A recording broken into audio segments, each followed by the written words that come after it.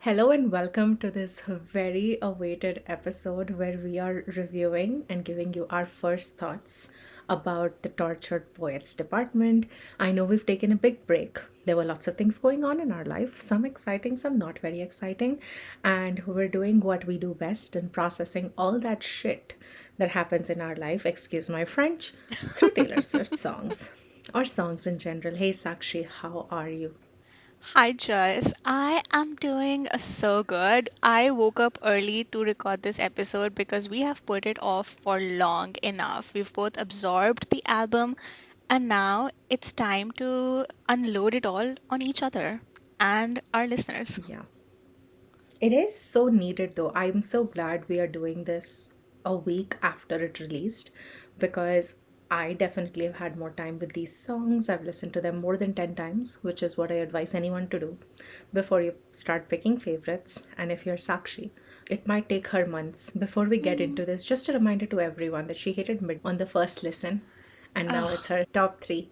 So you never know. We are going to let her just be in her mode as she's pessimistic about this one slightly, but Yeah, no we're both spoiler very alert. excited.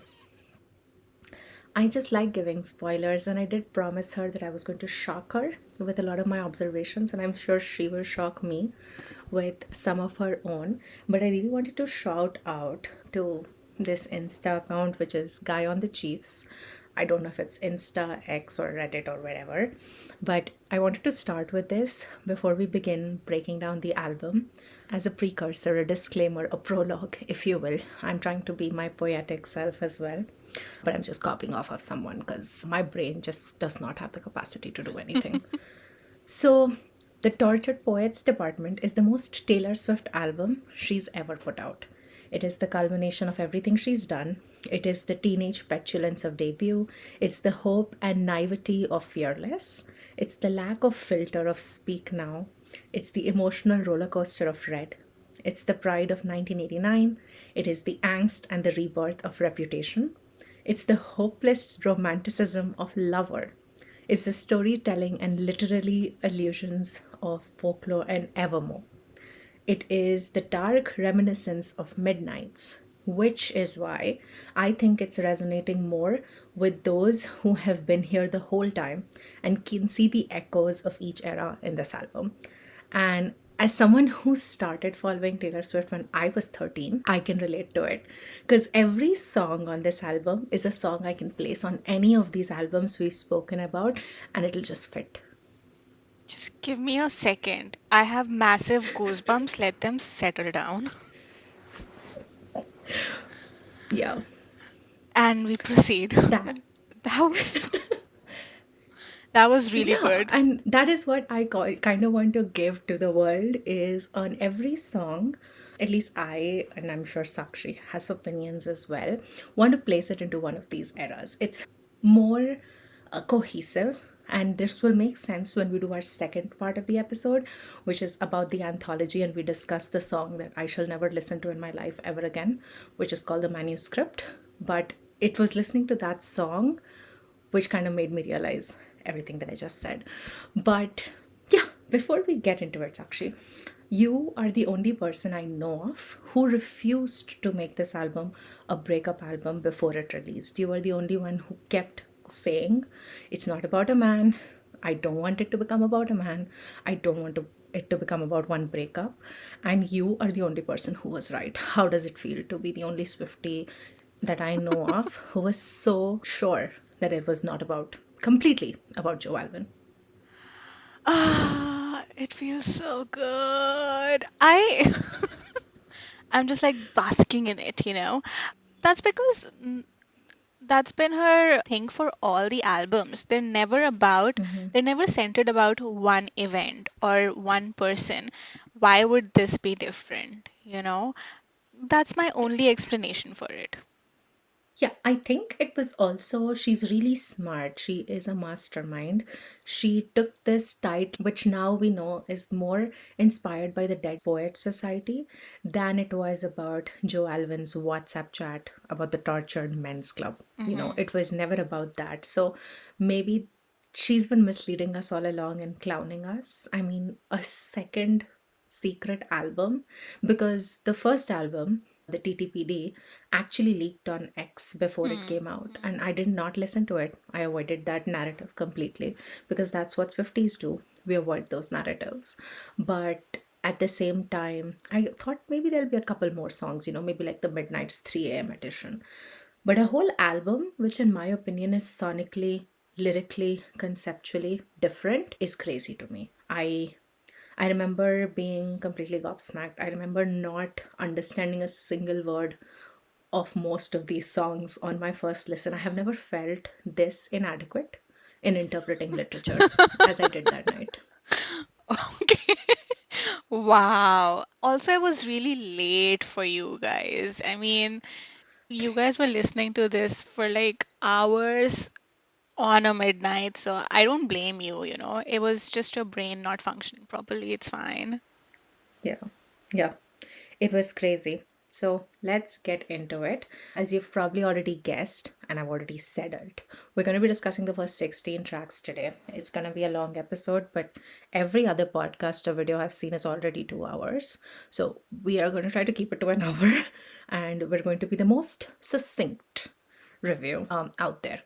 I'm not kidding you. I saw a 3 hour video interpreting the first reaction to the first 16 songs, and it was a brilliant video. And yet, I don't want that to be us. So, we're going to get right Yeah. into it with track one, Fortnite feat Post Malone. All right, Sakshi, what do you think? I don't understand the lyrics. I really like it sonically. Like, I think it's a song you can vibe to for sure. I just don't understand the lyrics, and I think it'll take me time. I think I'm not a poetry person anyway, and I like very direct lyrics. I think I like one message being said throughout the song, which is why I am not into the song yet. But I really like the Yeah, video. I really like Post Malone's part. They just sound so good together. It's not my favorite featured song from the album, and that's a dead of giveaway. course. I don't think it's anyone's. I It's see good. what you're saying, and I agree with you because the music video played a big role in me understanding this song, honestly. Without the music video on first listen, I'm sad to say, but it's just one of those singles, that becomes really popular for Taylor. Like, Hmm. I Knew You Were Trouble, or one of those, who, as Swifties, we are not really attached to that as a single, Hmm. right? Like, I Knew You Were Trouble is not a single we think of when we think Taylor Swift, but the world thinks of Taylor Swift when they think of I Knew You Were Trouble. Hmm. That's what Fortnite kind of is to me. But listening on to it for the first time was when I realized that the album was not about the big bad breakup that we were all thinking it was going to be about. It was the song which just confused me because I was like, okay, this is not what I was expecting. That's literally what I thought when I heard it for the first time. It was more like Snow on the Beach, lots to interpretation. But after listening to it for a couple times and like really decoding the lyrics, of course, it made a lot of sense. And my biggest interpretation of this song is it's just an album opener. There is not more or than that. There's no more depth to that because Midnights was about 13 long nights in her life, and this is the 14th fortnight, literally means 14. So it was just an album opener, and that's how I interpreted it. But the music video, of course, kind of gives you that feeling of, yeah, it's like you've only been with this person, not even been with them, like just been around this person for a fortnight. It's a very short lived thing, and so there's no depth to it. Not my favorite. Like, I think the best part of the whole song was I love you, it's ruining my life. I think that's a great sentiment. Yeah. It was also a song that kind of gives a prelude to the album, that this is a very mature album by a Hmm. woman who is 34 and not a Hmm. child, because she Hmm. literally wants to kill this other man's wife in that. So it sets the tone. But yeah, it probably is sad to say, well, is the one song in the first 16 that is on the bottom for me. Ooh. It just doesn't do much for me, yeah. Okay. All right. I don't Yeah. have a ranking, but I like it. I think it's become this. Instagram, YouTube thing because everyone's making shorts of it. So you keep seeing it, you keep listening to it, and it is catchy. Like, I love you, it's ruining my life. That part, that 30-second part, it's catchy. So it's caught on. That's how it plays in my And head. also, I think the production of the song is top tier. Like, Mm. sets the stage for how the album sounds sonically. Like, remember listening to Lavender Haze for the first time? And then you knew what Midnights was going to sound like. And it surprised you. I think that's kind of what happened with me on this. But given that it is placed on an album which is lyrically superior and is more about the lyrics than anything else, I think there is a deeper meaning behind it for sure that we're missing. And at the same time, there must be a reason why it's the lead single, because honestly, there are so many other songs that could have been better lead singles. And I do think it'll be one of those albums like Lover Was, where Cruel Summer was not the single when the album launched, and it became one of the most famous songs of her career. So that's what's going to happen to this album as well. I mean, there are 31 songs to choose from. We have so many options. There must be a reason. This moment is nothing without a reason. Yeah. And that brings us to the titular song, which is The Tortured Poets Department.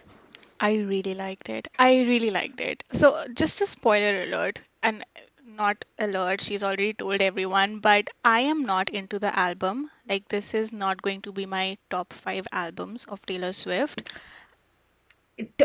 Never say never. Yet. Remind It's me of not yet. Midnights. It's not Good. yet. I like that. And none of the songs are in my top 10 songs yet.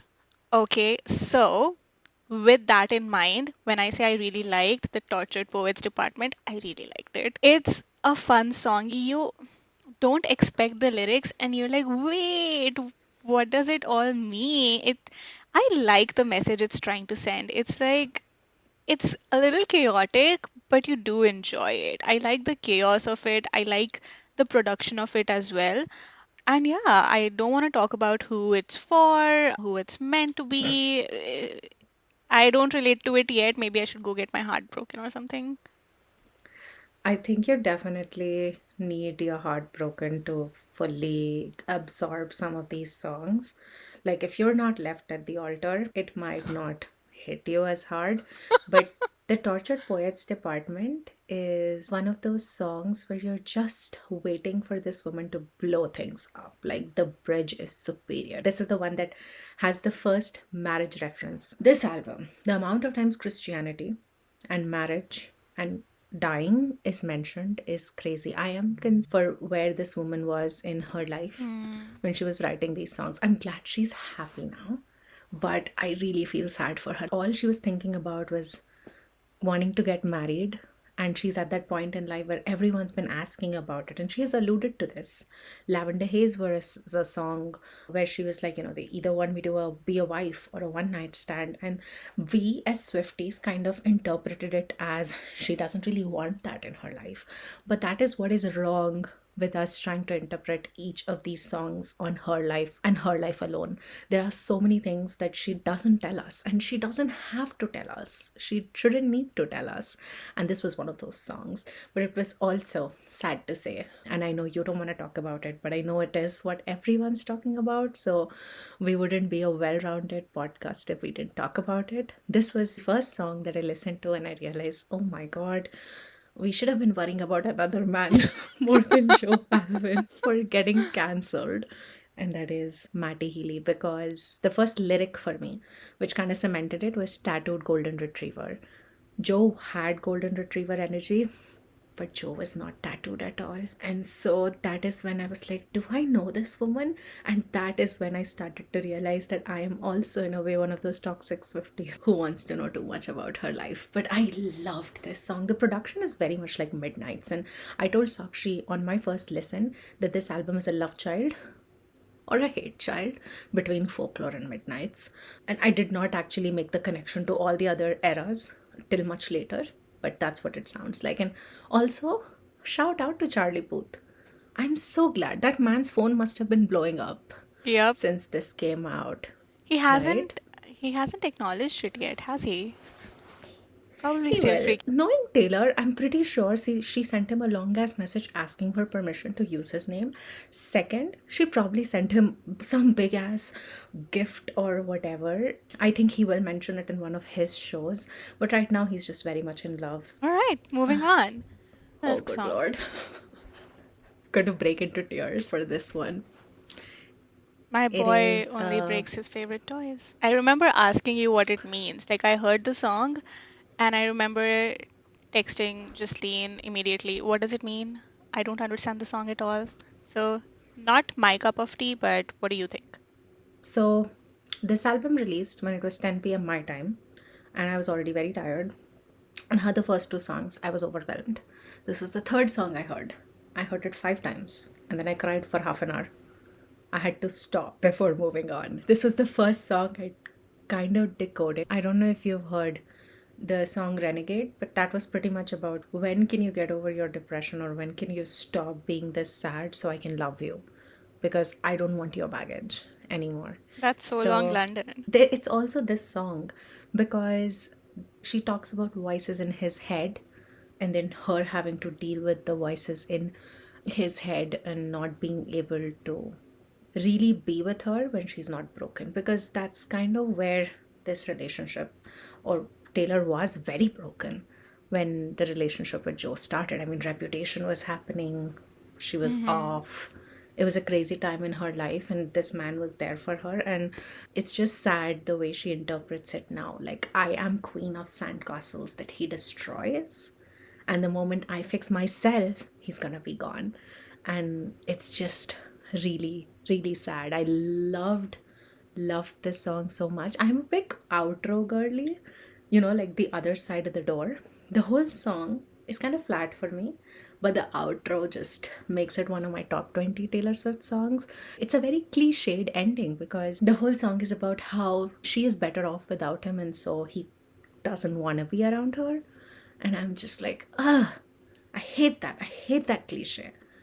Just the way she says toys Hmm. does something to my brain. Scratches an itch. Exactly. Like it just does scratch an itch. It's very catchy. I think the chorus is very, very catchy. Yeah. I like Taylor Swift songs for their lyrics, and then I focus on the production, right? So since I didn't understand the lyrics, same with Cruel Summer, like we discussed, since I don't understand the lyrics, I'm not Yeah. into the song yet. Yeah. I think you will be. I think it's one of those songs that you need to like really process. I processed them too quickly because I related to it too hard. But yeah, it was one of the first songs where I was like, "Oh, Taylor, are you okay? Were you okay?" And then that brought us to track 4, which I know you liked from like the get-go. So I'd like to talk about it. Down bad. All right, this makes me realize I might be in my pop Taylor era because this is such a pop song. And Oh, I, it's a bop. it's such a bop. I remember listening to it. I'm looking at the lyrics, and I was working out at the time, and I'm looking at the lyrics, and I'm just like, I'm swaying. And I text you, why am I swaying? This is such a sad song. What the hell is happening? And I felt so validated when I saw reels coming up that people are crying but dancing to the song, because yes, that's the vibe. Lyrically, I think it's one of her average songs because she writes really nice breakup songs and heartbreak songs, and I think Down Bad is not the best when it comes to them, but Yeah, sonically, I enjoy it. superior. I think it's a storytelling masterpiece because of how it's more about the story and less about the lyrics. Like this picture she paints of this person taking her away to another world, alien metaphor, and the sound that goes along with it makes it for me. Like the moment it starts, you have this feeling like you're playing Tetris, like one of those early 2000s or like late 90s video games where do something about the spaceships. That's what it felt like. And then and it just started and I'm like, what is happening? Like, where are all these words coming from? I'm not even understanding the lyrics, but I'm loving the way it sounds. I Yeah. love the melodies. And then she goes into the chorus and she's, fuck it if I can't have him. And I'm dead by then. That one line makes the song for me. Because you're down bad, crying at the gym. Like, Okay, Taylor, you spend a lot of time in the gym. First, you won't find me in a gym. Second, I wouldn't be crying if I were in a gym. But it's just so good. It just sticks in your head. You can't get the melody, that music out of your head. You don't even know the songs. You don't even know the words. Sorry, that was what it was for me. But yeah, fuck it if I can't have him. And I'm like dancing and I'm like, no, bro. It's sad. It's so sad. But the one thing that I really like about this song, and this song made me realize that there were so many parallels to other eras, because there is this portion where she says, "How dare you think it's romantic, leaving me safe and stranded," which is a direct parallel to one of my favorite Taylor songs, my favorite song in 1989, which is New Romantics, where she's pretty much begging the pearl, "It's so romantic, please leave me stranded." And I'm like, girl, you have grown up so much from when you released 1989 to now. And I think you were the first person to tell me the night of the album release that I see parallels in this album. I see Yeah. parallels to her previous lyrics. I started seeing more posts crop up saying the same thing and the lyrics comparisons and how they've evolved. So you were spot on with your analysis, like spot on. Because I was like, wait, this, there are certain words, that only Taylor Swift uses. I listen to a lot of music. You and I obviously read a lot of books. I mean, our whole podcast is about books and Taylor Swift. But there are certain words that I know for a fact that no author uses. And I just remember those words. And those are Taylor Swift words. If that's there, that's a Taylor Swift song. The moment I heard Stranded, I'm like, she's the Fair. one who's always stranded. And so that's why it's so easy to make those comparisons. But this is when I realized, it's more than just one heartbreak. I think this album represents heartbreak as a theme, Hmm. and not one single relationship breaking down. It'll be hard for her to break that allegation that Taylor Swift only writes about boys and heartbreaks. I mean, we don't care about it, obviously. Like, haters gonna hate, but Especially for the first 16 yeah. songs, because the anthology genuinely has certain concepts where she explores how people react to relationships breaking, how her fans react, and she's kind of done that in this side of the album as well. But it's really hard on heartbreak as a theme, and like, you are one of those people who does interpret Taylor Swift's heartbreak songs as friendships breaking as well. Hmm. So it'll be easy for someone like you to relate to these in another context, but for most of the world this will end up being a heartbreak album, sadly. And As that long as brings us Swifties to, enjoy it. Okay, yeah, So Long London is the first song of the album that I truly felt like that's the first song I related with. That's the only song I've related with in this entire album. And that's how I know that it's a great song. Like, I love it. I think this would be lyrically in my top 10 Taylor Swift. And the way I interpret it is to love and live with a depressed person and what it does to you. And as somebody who's been on both sides of the spectrum, it just hit really deep on how accurately she has represented those feelings and the feeling of helplessness and the feeling of, should I leave? Do I need to leave? And I can't do this anymore, but I have to do this. I cannot just get up and leave. And I tried for so long. And the parallels with You're Losing Me, even somebody like me could see it. So, first listen, I've only heard the album twice, by the way, but the first listen, I knew So Long London, I fully absorbed it. I remember listening to it, and this was before I listened to LOML, by the way. But when I listened to it for the first time, the pain, you can hear she's in so much pain. That first verse as well, where she talks about how she literally carried this relationship on her back, because whoever this other person is, obviously it's Joe in this one, was unable to. She carried two people's pain together, and when the moment she starts singing, how much sad do you think I had? I was already in one of the worst times of my life, and then I spent a lot of time carrying both of our traumas, and it's just so painful. But if I take away the pain and I take away the relationship aspect of this song, I think why it's so lyrically superior is the way she plays on So Long London, because it's just so long Yes. London. So you think it's like goodbye London, because London was home for her. She would Yeah. travel to London to be with Joe all the time. But in the second time she sings it in the chorus, she changes it to I loved you for so long, I London.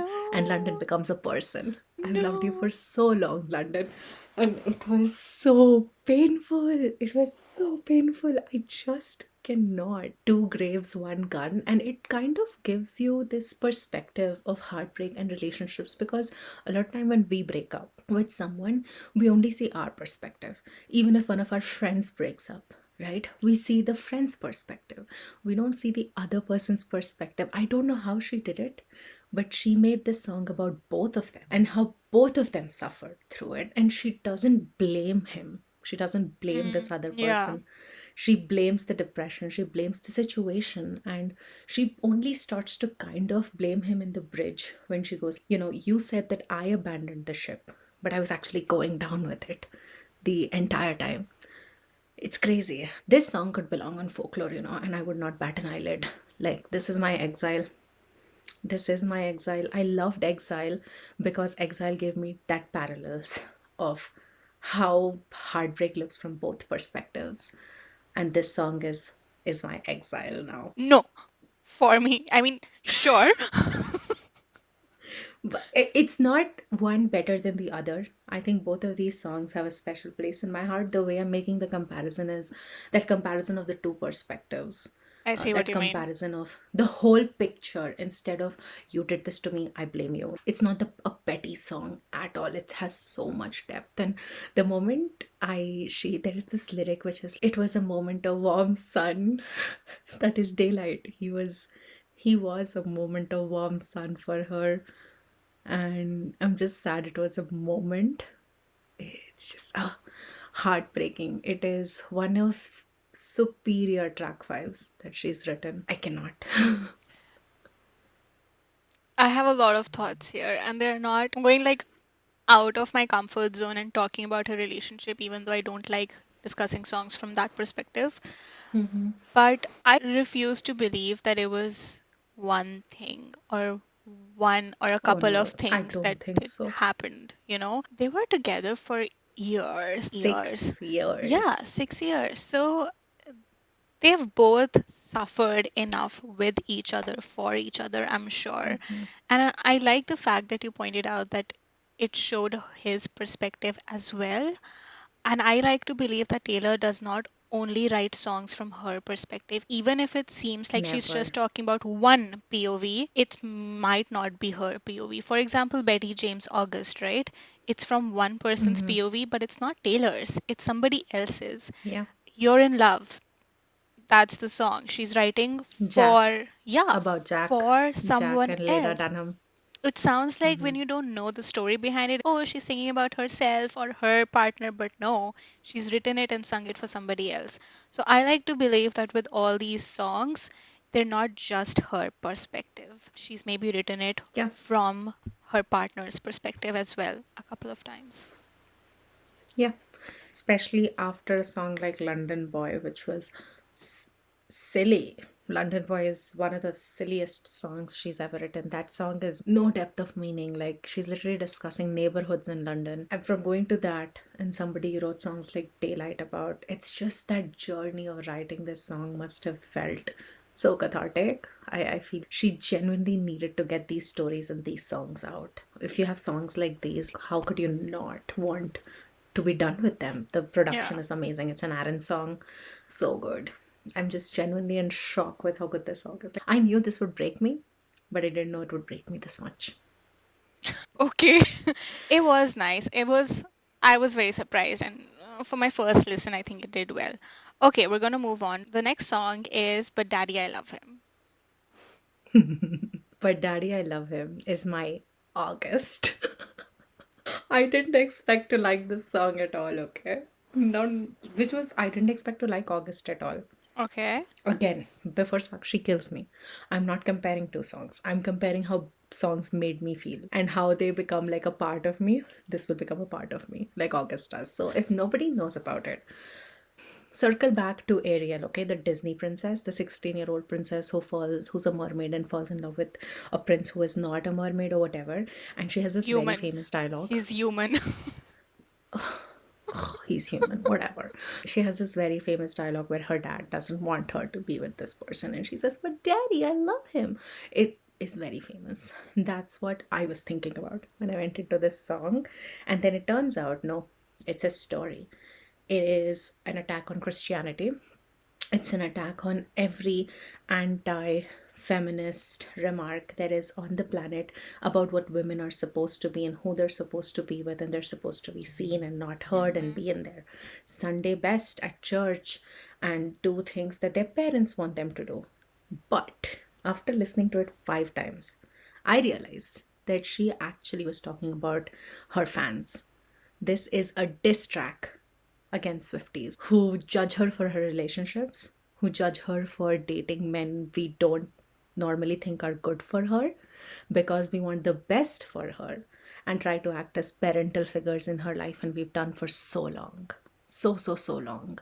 And it made me feel attacked, but it also made me see that which is true. There is a toxic side to this fandom, where we put her on a pedestal and expect her to just be the best human being at all times. Oh, that man is not good. Mm. Matty Healy. Don't date him. Oh, Travis is not like, why are you with Travis? And now everyone loves Travis. So, yeah, it's a very in depth song. It is the longest song on this album. I kind of interpreted it that way from the beginning. Like she is so Yeah. tired and she is mocking all of the people who pass criticism on her, and that's the media and the fans. True. Yeah, And you're smart, Sakshi. I'm definitely not that smart because I was so ingrained into this story. I started to interpret it as this folklorian tale of like this woman and everything. And then the more I listen to it, it kind of gives that rebellion feeling, and it's so right. also there's a literal lyric that calls us out on it, right?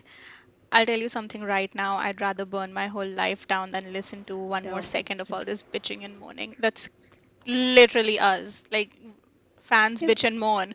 So, yeah. All right. I like the song. It just I'm gonna sound Yeah. so you're gonna kill It me. grows on you. Sure, I guess. But to That's why I me, called it my August, because I didn't fall in love with August for months. hold on. I mean, sure, the album feels mature and this one does not sound like a very mature Yeah. song. And to Because it each their sounds like own. country Taylor. This song, Fearless? if you put it on debut or Fearless, I would not bat an eyelid. It sounds exactly like some of those songs. Mm, The guitar is country, the vibe is country, what she's discussing is country. In fact, the way she's singing it, there are so many sections of it that is her country drawl, the accent comes out. That's probably why you don't like country Taylor.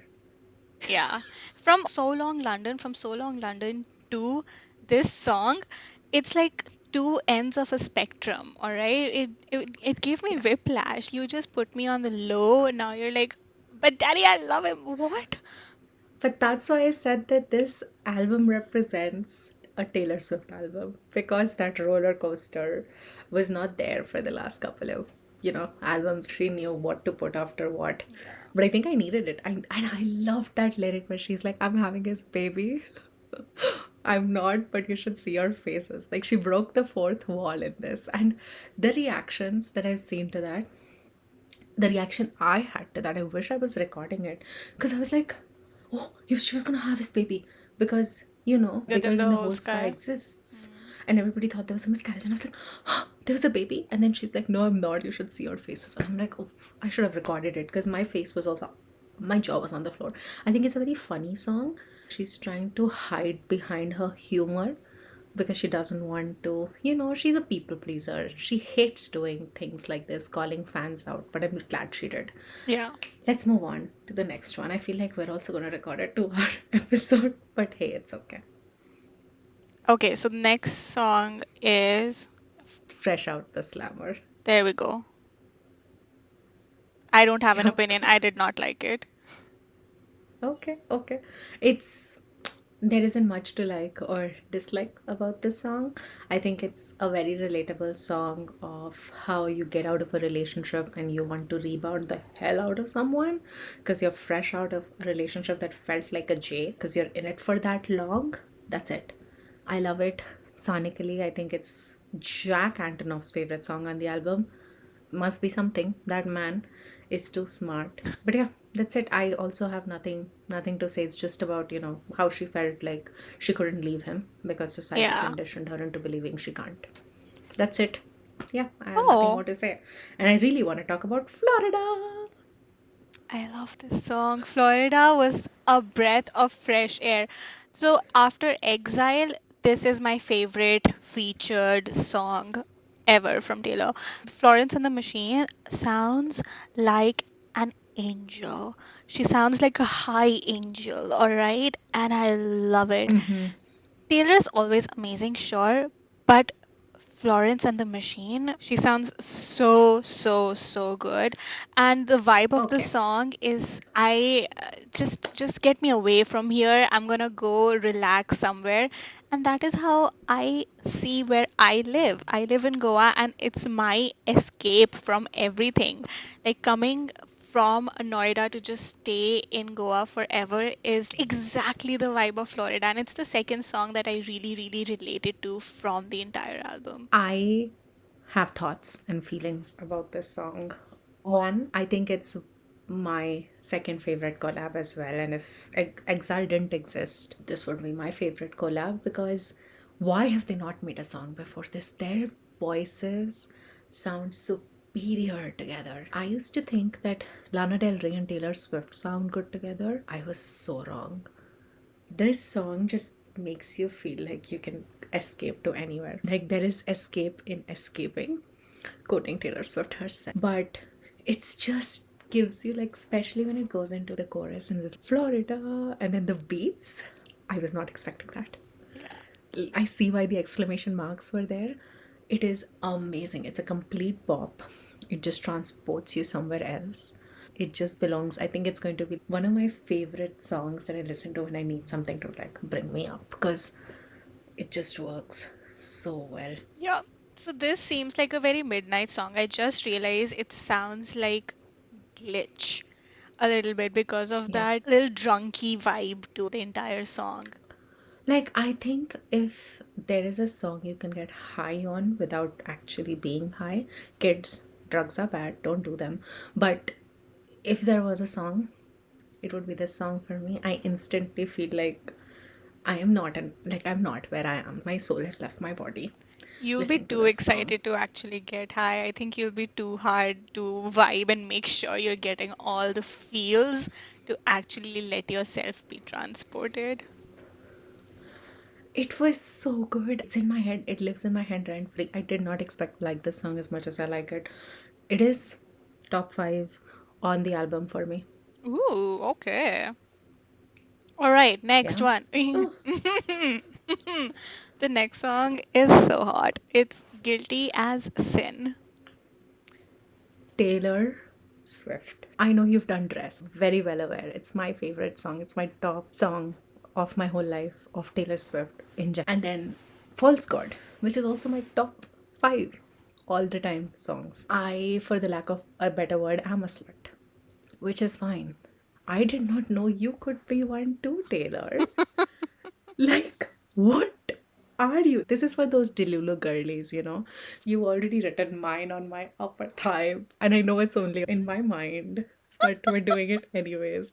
One of the lyrics is literally, we've already done it in my head. Girl, stop attacking us all. As a book girly, I felt very, very seen. Like camera in my I room felt scene. valid. I felt so validated.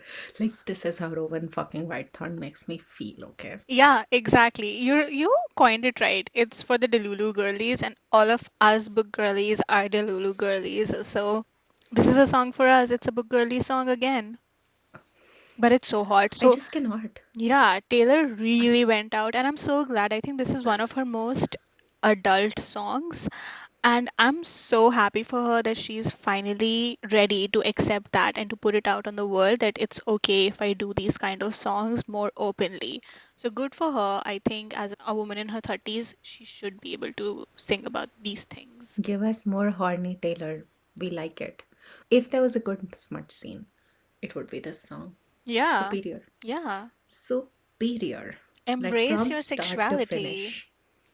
The way it sounds, what it's about, so relatable. And I think this is one of those songs that in first listen, everyone was, what is it about? And then now it's one of the songs where it's everywhere. It's on reels, it's everywhere. Yeah, yeah. But this reminds me that, I'm glad she did dress and false god and she gave us hints of, her being a sexual person. Otherwise, we'd have a Jungkook doing Seven situation where they've always just written about, cute things and suddenly he's writing about fucking you for 7 days a week. That's just odd. Nobody bought it. Nobody felt it was genuine, and he had to defend himself. Versus Taylor giving us sneak peeks and then releasing Guilty as Sin. We were like, "Yay, girl, go, girl, yes!" So Yeah, we can't. it's so We'll have to great. take I this love out. it. Society in general attacks women for being sexual. We like it just as much as men do, but nobody lets us come out and say that without, name calling, which is what happens to Taylor every time. I think as a female artist, you go through this in so much of spotlight where you can't even rebound someone. You need to write songs like Getaway Car and Guilty as Sin and all of these songs to even justifying why you're rebounding, which I think is great that she's doing this. It opens the door for many new female artists to like just really live it up. Look at Sabrina Carpenter. She's living it up. She's living up her sexuality and doing it in a very open manner, and I love that for them. I think women's songs have always been very sexual. I'm not sure what you're trying to say. I think it has been sexual, but it has rarely been about them embracing their sexuality. And It has been it's Nicki very rare to Minaj, see Cardi that. B. But they also operate in the R&B space for pop girls or people like Taylor Swift who start in country and move up the chain. It has always been considered, there's always been this divide, like you need to be a Cardi B or a Nicki Minaj or a Doja Cat. You need to be in the rap space, the R&B space, that kind of space to really bring it out.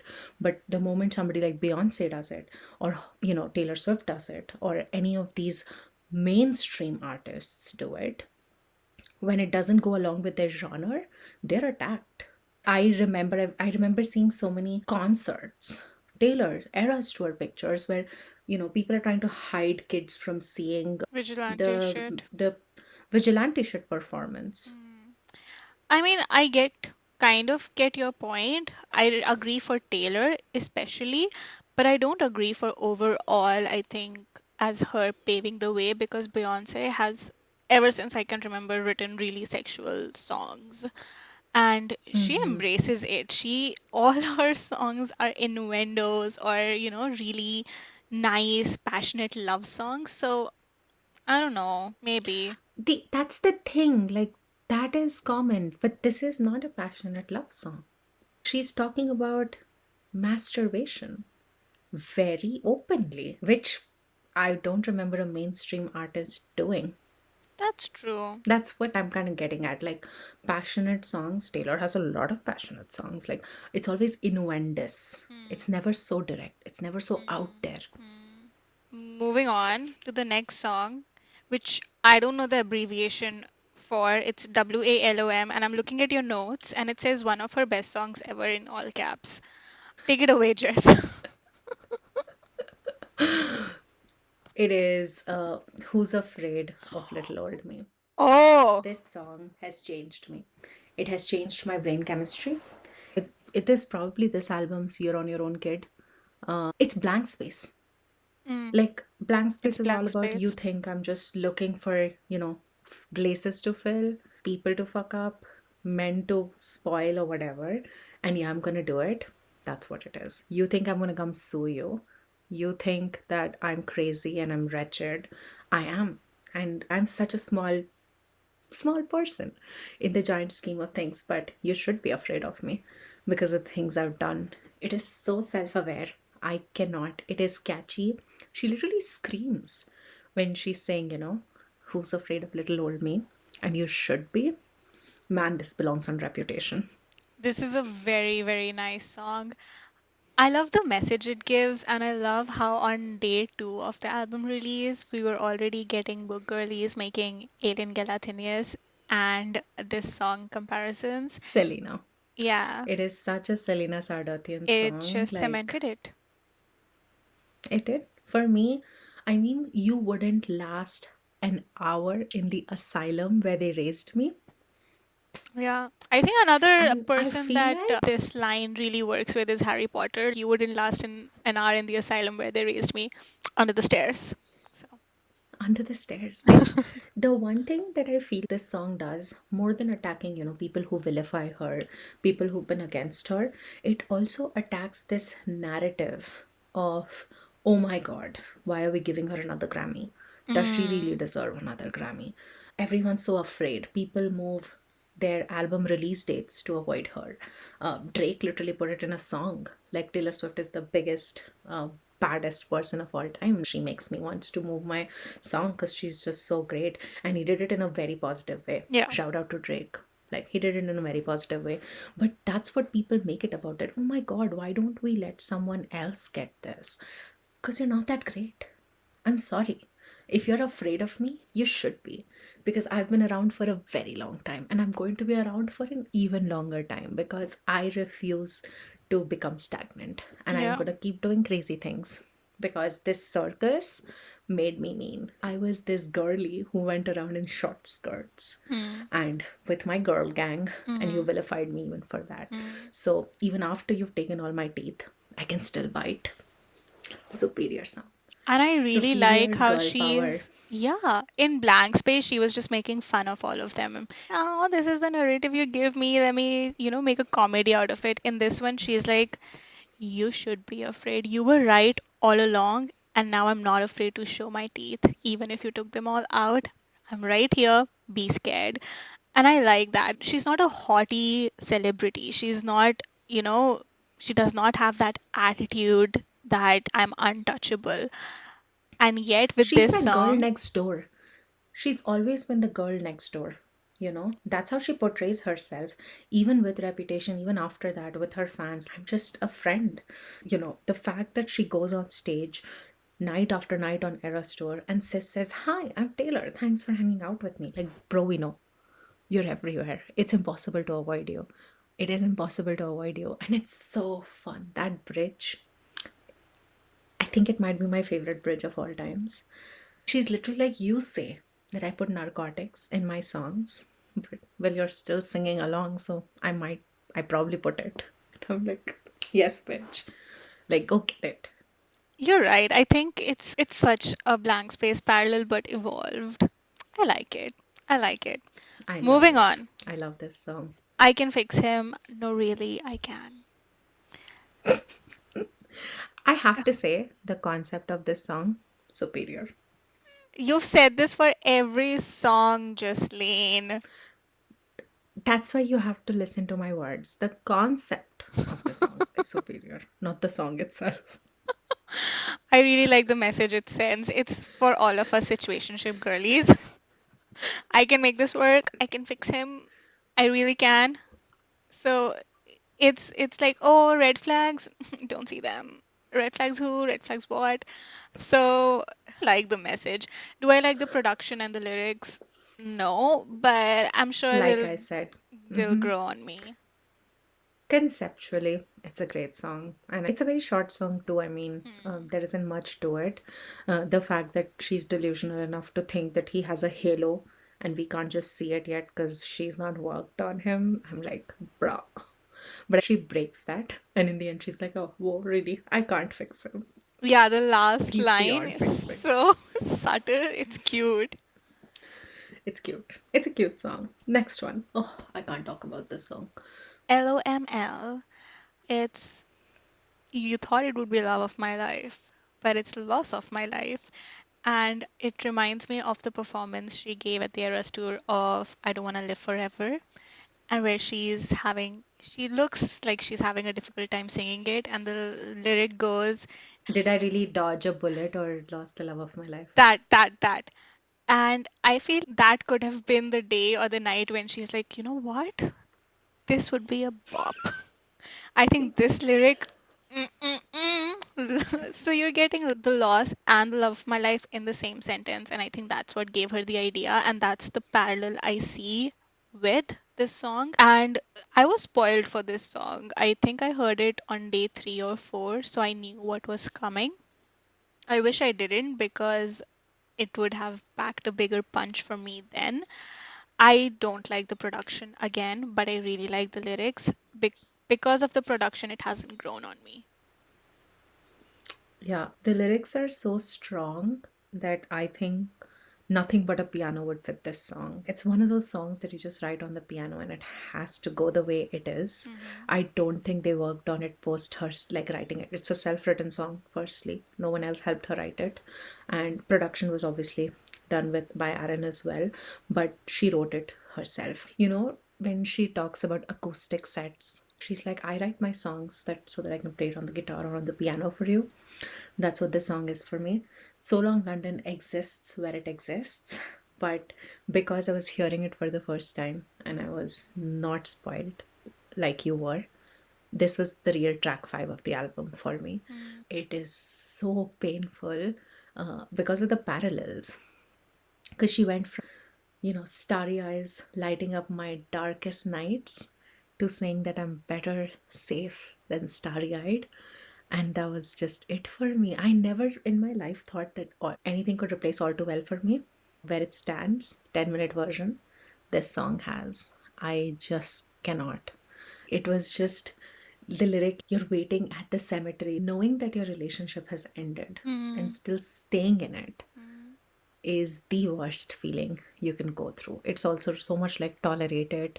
It was just all of these songs that she kind of references in this song that makes it what it is for me.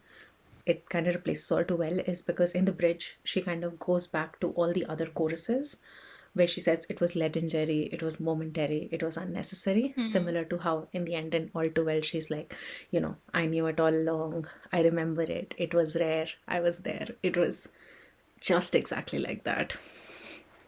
And wait, if you had not been spoiled, I can bet you would have tears in your eyes the moment she says, the loss of my life. Her throat just chokes up when she says that. It's Yeah, just crazy. maybe. I haven't heard the song again. I Oh, I didn't vibe with it the first time. But we're yeah. moving on to the Yeah. song that has blown up and that has I have political views about it, and it's I Can Do It With a Broken Heart. Oh, that song. I have such conflicting feelings. Number one, it's a bop, girl. It's a bop. It is everyone's lives right now. It is such a corporate girly anthem. It's everybody's anthem, all right? It's like high functioning depression Everybody's. thingy, and everyone's just going through the motions. So, you know, she really nailed it with the lyrics in this one. And I also like the lyric video. It's basically giving us a music video because how perfect is the lyric video with her and the Eras tour playing in the background? Amazing.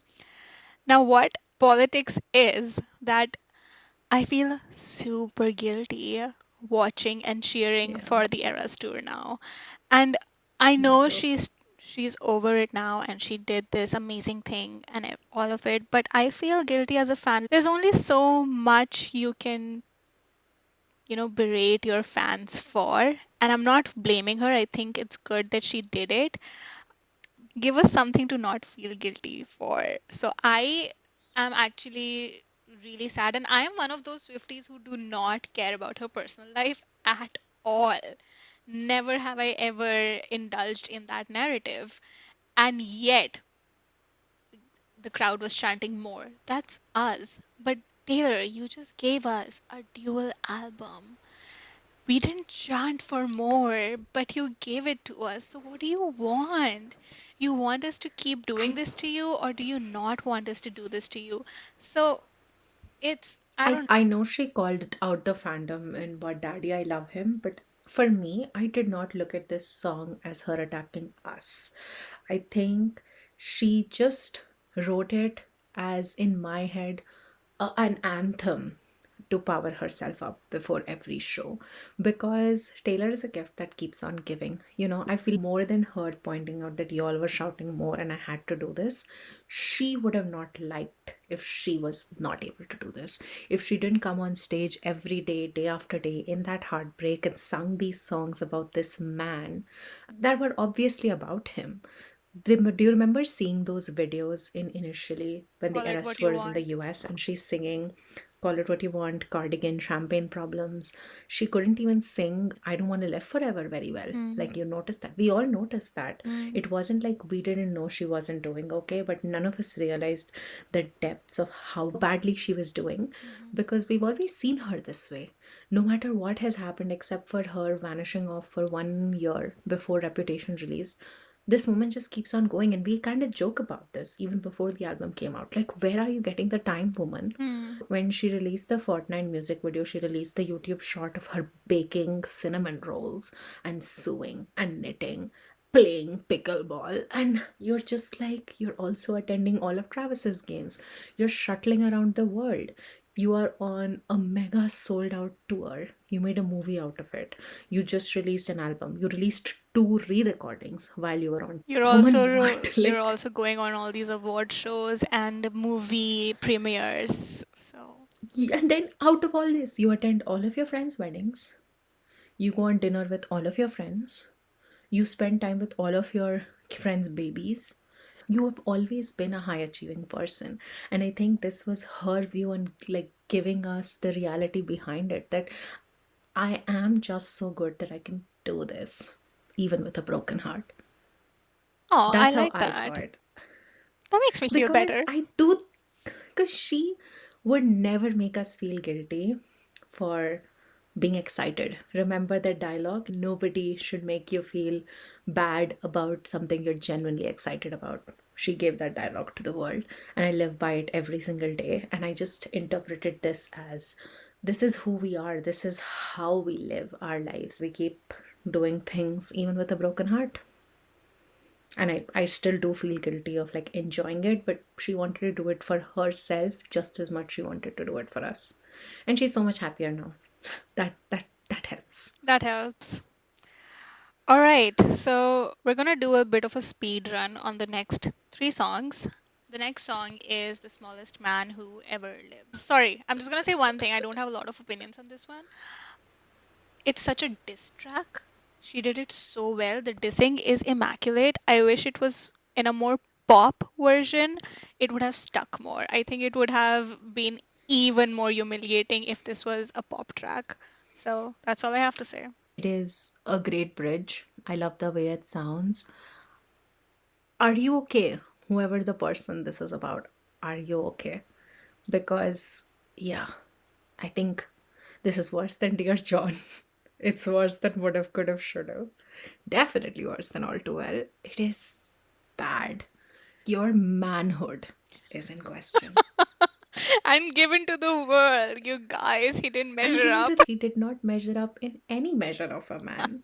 Could be anything. It's so good though, about, like, that toxicity of a few people where you genuinely start to question, did you really just come into my life to, like, make a fool out of me? Were you sent by someone to attack me? Because that's how you were from start to finish. Supreme. I earned my case. I think it's a mic drop song. It's brilliant. I want to see her perform it live, because she's gonna be so angry. Like, the All Too Well Grammys performance where she does the hair Yeah. thingy. That's what it's gonna be like. I Superior. I Moving agree. on. I would like the angry version actually. Call it what you want, angry I version think was she'll do not it. it. I think you can do it. I think the production is kept the way it is for some reason. All right, The Alchemy. Another song I don't understand. I do not understand it at all. So, Sakshi, Go on. this song is what I've been obsessed with for the past 3, 4 days, because I finally understood it. With some people, you just have this undeniable chemistry. And we've Mm-hmm. spoken about this. It Mm-hmm. could be in books, it could be in real life. You just know that these two people belong together, but they refuse to get together. And I think that's what this song is about. Like what she has with Travis. Obviously, it's the first Travis track. I'm so glad we got some Travis track because I was down in the dumps. I needed something good. I needed some hope. And this song is that hope. This happens once every few lifetimes. You're amazing. I don't know why we're not together because who are we? Like you and I, who are we to deny the alchemy? So, alchemy is pretty much like your brain chemistry, like dopamine, serotonin, all those good things that go in your brain when you have chemistry with someone.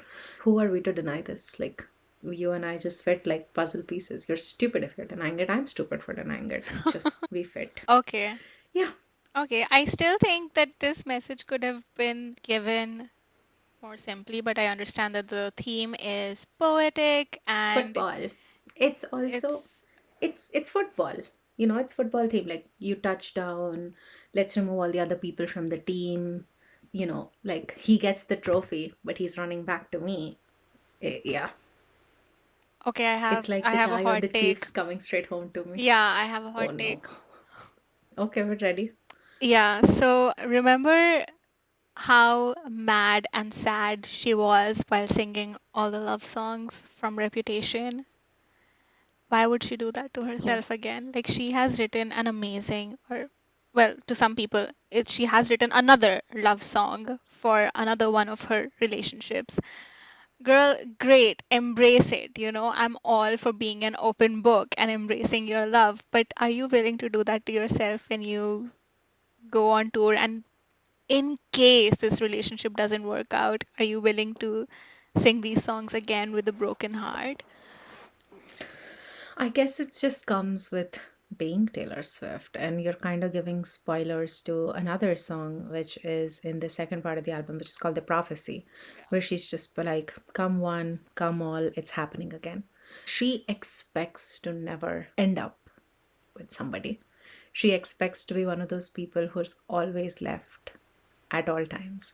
She's literally like begging someone to change that destiny of hers of being left alone. So I think she inherently knows that she might end up alone. And I think she's just embraced it. And now it's more than just, short lived love. She's just writing how things make her feel in the moment. And I'm glad she's being able to do that.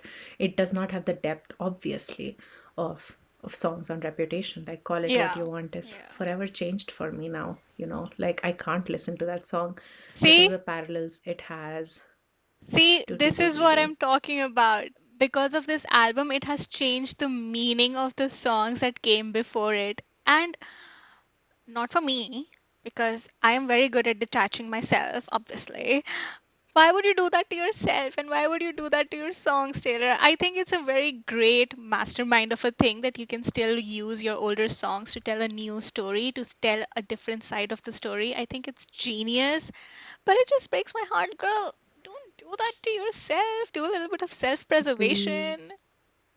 we never said she was not toxic. She To is extremely herself. toxic to herself. This woman is very insane. I think there is nothing she will not do uh, to please people, to please Ooh, her fans. this gives us a very good segue into the next song that she's insane. It's Clara Bow. Woman, it's the last great American dynasty of this album for me. It is. It truly is. The thing is with Taylor Swift, what I really like about her and why I think she's the best songwriter, one of the best writers, honestly, to have walked this earth. Like, I put her at the same pedestal as I put Shakespeare. And the reason is that this concept that she's brought forth in Clara Bow is not something that she's not done before. She has done it in Lucky One. She has done it in Nothing New with Phoebe Bridgers on one of her vault tracks, right? She's done it in The Last Great American Dynasty, which was Mm, not even about her. mm, But I mean, it is about her in the end. The concept is the same, but the words couldn't be more different. What she's trying to make you feel from these songs, which are conceptually the same, is so different. And I think that's what cements her as the best songwriter of all time. Because you don't even think about these things that she brings out. I never think about it. Yes, there are so many comparisons that Gracie Abrams or Olivia Rodrigo or Sabrina Carpenter or any of the newer female artists have to face, that shadow they'll have to live under. mm. yeah, you're more edgier than Taylor Swift or whatever, happens all the time. That comparison. I just can't believe she did that. I can't believe she wrote this song, honestly. Especially the ending where she flips it and she's like, Yeah. you look like Taylor Swift in this light, remarkable, and you've got the edge she never did, Yep. and you're just dazzling. I think it's Crazy. a really, Like, really good lyrical song. It's such a good song. It in a vibe like last Great American Dynasty. I would like it so much more because the lyrics are genuinely so nice. That's my only problem with the album. The reason why I'm not able to get into it is the production. And thing could also be that you are in your pop girl era. You never know because the production on this has many layers. It's not just the piano. I think it sounds great for most of these songs. The production is superior because it just fits that vibe of the poetry, and you get to focus on the words and it hits you. I don't think this song would hit me as bad if it would be more upbeat, because the last great American dynasty hits, but it's not a song that makes me sad. It is a song that kind of picks me up and empowers me. Clarabo is not a song that empowers you at all. mm, It just brings you down. Why I say it's a baby of folklore is because it sounds very similar. for sure, I think I termed it as Folklore Evermore and Midnight's had a threesome and like conceived. Yeah, because it is very sexual, no? So it couldn't have been a straightforward relationship. No, no, no. It's messy. This one has three parents. It is messy. But it is, I just did not expect it. I She's done it too many times on this album, flipping the script and flipping the lyrics, and she does this all the time. Taylor is known for that. She will take the same chorus, change one word, and the chorus means completely different. Yeah. Like, she's so used to doing that, used to changing, adding a post chorus, pre chorus, all of those things. But I just, this one, she could have just said it, like remove the production, remove everything. She could have just said the words and I would still like it. And especially since you're an outro girly and the outro of the song is very nice. Killed me. I was not expecting that at all. I mean, to hear Taylor Swift say Taylor Swift, yeah, I think it's crazy. There we go. We have spoken about this album for more than an hour and we've only gotten to half of it. That just goes to say that I'm going to be such a crazy person for the second one because that one's chaotic. That one's chaotic. That one has so many things to decode, so much tea to give. We're going to do that very soon. We're so glad that you're enjoying the album. And before I wrap up, this wouldn't be our podcast if we did not discuss what we were reading right now. So, Sakshi, are you reading anything right now? I am buddy reading Artemis Fowl. I've never read that. I think both of us wanted something simple and popular, and it just fit the bill. I'm enjoying it. I'm only 25-30% through, and I'm enjoying it. I loved it as a kid. It's one of the best middle grade books out there. I think you're going to have so much fun with it. Okay, the best is Percy Jackson, but sure, this could be close. One of the best. One of the best. It won't come close to Percy Jackson, but it's more upbeat than Percy Jackson, Yeah. in my opinion. I haven't read it in so long. Maybe someday. Maybe someday. But I decided to do a double doozy. And I was like, the Tortured Poets Department has not broken me enough. I need to be broken by Emily Henry. And so I just finished reading The Funny Story by Emily Henry in 6 hours. No book has made me feel this called out. I rarely in a book will like a male main character. I think my standards for male main characters are too high. Rowan, You do realize I he have punched found. Alien like the first time you saw her, right? I don't care. I do not care about that. We love toxicity on this side of the household. But what a brilliant, Punch. brilliant book. Oh, I sweet. loved the book. I Mm. loved it. I was so scared that it will do a happy place on me, but I think it's what I needed because the protagonist is 33. She's not very young. They're in a different point in their lives. It just was so relatable, and I absolutely love the male main character for no other reason. Not that he's relatable at all to anyone else in my life, but yeah, yeah. Don't read it, Sakshi. We will wait for you to be well before you read it. Yeah, spoiler alert, guys. I am mentally unstable as always. When will that ever change? Never. But yeah, that is it. And that was what we had for you from the Tortured Poets Department. As the vice chairman, as I like to identify myself, we will be back very soon with interpreting the second half of the album. And Sakshi's probably by that point in time heard it a couple more times and she likes it a little bit more. But even if she doesn't, we don't judge. That's what you take away from this album. I We don't judge realize, Taylor. We don't judge anyone. We don't judge anyone who doesn't like Taylor. We do, but we don't say it out loud. yeah, you do you. Just don't hate on her. It's okay if you Do don't like you? her. It's just don't spread negativity. Also, I realize that for the Tortured Poets department, I'm probably the HR that's questioning everything and that nobody likes. And I'm okay with that. We like that. We like that. The HR's questioning why are you all incestuously dating each other? Okay. All right, we're unhinged. This was Chaotic Max, but we love you. We will hopefully be back with our regular episodes, and until then, bye bye. Bye.